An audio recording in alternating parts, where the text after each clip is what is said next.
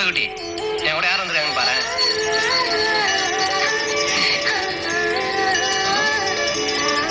வந்த உடனே உன்ன கூட பார்க்காம உன்னை கட்டி போற மாப்பிள்ள நான் எப்படி இருக்குன்னு என்ன பார்க்க வந்துட்டாரு.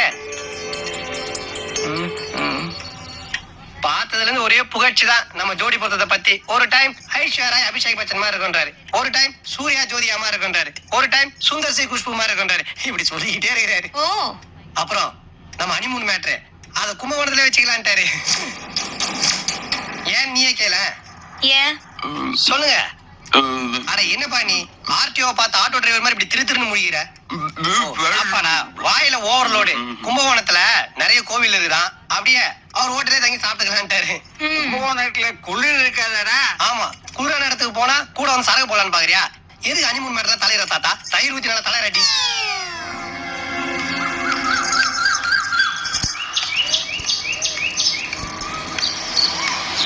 மதுவி, நான் எதுவும் சொல்ல, அவராதான் இங்க இருந்து என்ன காப்பாத்தி கூட்டிட்டு போறதுக்கு வர சொன்னா என் மாமா கூட உட்காந்து விருந்து சாப்பிட்டு இருக்க. அறிவியல உனக்கு? உன்னை கட்டிக்க போற ஒரு பெரிய ரவுடின்னு நீ என்கிட்ட சொல்லவே இல்லையே. சொல்லிருந்தா வந்திருக்க மாட்டியா? இல்ல, கொஞ்சம் ப்ரிப்பேர் ஆயிட்டு வந்திருப்பேன். இப்ப கூட ஒண்ணும் இல்ல, உட்கார்ந்து யோசிச்சு ஒரு நல்ல ஐடியாவை நீ பிடிச்சறேன். ஒரு ஆணையும் புடுங்க வேணாப்பா. கரெக்டா நைட்டு 12 மணிக்கு நானே வீட்டு விட்டு வந்துருவேன். நீ வாசல்ல கார் கிட்ட ரெடியாரு, ஓடி போயிடலாம். மாதவி, அதான் கார் இருக்கே, அப்புறம் எதுக்கு ஓடணும்?